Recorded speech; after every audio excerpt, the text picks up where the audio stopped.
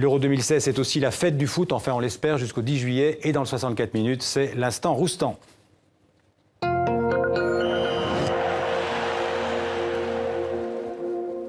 Bonsoir Didier. Bonsoir Xavier. Alors on vient d'évoquer ces bagarres, cette guérilla urbaine à Marseille. On a l'impression que c'est inévitable au moment d'événements comme l'Euro. Ça paraît incroyable parce qu'il n'y a pas d'effet de surprise. Je veux dire, les voyous anglais, on les connaît. On sait que même ceux qui sont à peu près supporters, on va dire, dès qu'ils sont alcoolisés, ça devient des bêtes sauvages. Bizarrement, l'alcool était autorisé, alors que par arrêt préfectoral, on pouvait très bien l'interdire pendant 48 heures. Les Russes qui viennent par-dessus. On avait déjà vécu ces scènes de guérilla urbaine dont vous parlez lors de la Coupe du Monde 98. Ouais.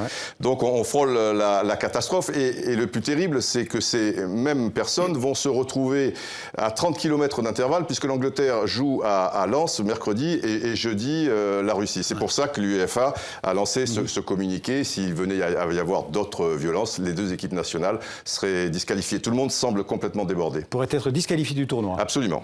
Alors cet après-midi, il y a une autre rencontre à haut risque. Elle a eu lieu, Turquie-Croatie, c'était au Parc des Princes à Paris. Ça s'est bien passé? Oui, là ça s'est bien passé. On a même vu un bon football, en particulier du côté croate. Victoire 1-0 logique, avec un but qui est une pure merveille, qui nous met un petit peu de rayon de soleil dans cette grillade. Voilà, c'est Luka Modric, le joueur du Real Madrid qu'on a vu absolument. Alors en cours en ce moment, il y a un autre match, le deuxième match de la journée, c'est Pologne-Irlande du Nord.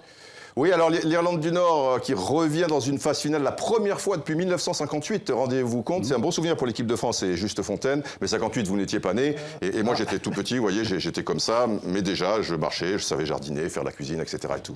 Alors on va parler de... Et attention, oui. Pologne, redoutable avant-centre, Lewandowski, l'avant-centre du Bayern Munich. D'un point de vue sportif quand même, Didier, là c'est... Pour l'instant, sur le plan footballistique, on est un petit peu déçus, évidemment, il fallait s'y attendre, c'est le premier match, il y a une tension particulière, il y a 24 équipes, c'est beaucoup, tout le monde n'a pas un grand niveau.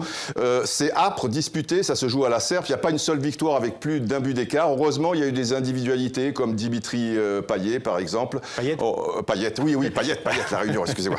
Dimitri Payet, bravo Xavier.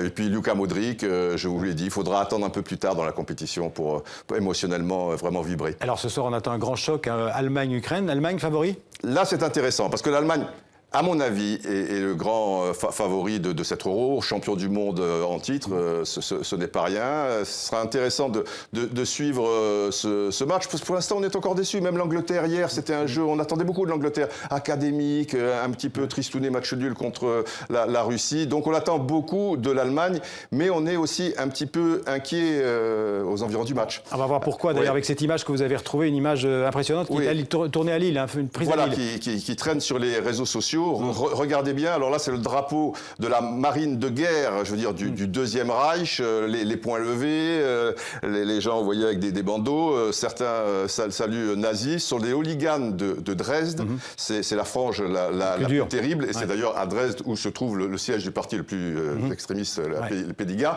et donc ça paraît incroyable qu'en plein cœur de la ville, là vous voyez c'est la gare qui est derrière, impunément, et déjà on se demande pourquoi ils sont là en France, ils ne sont pas venus pour beurrer les sandwichs à la mi-temps, je vous le dis tout de suite. Donc j'espère que demain, on parlera surtout football et pas encore guérilla urbaine. On l'espère qu'on pourra en parler avec vous. Merci Didier, à bientôt. C'est Xavier.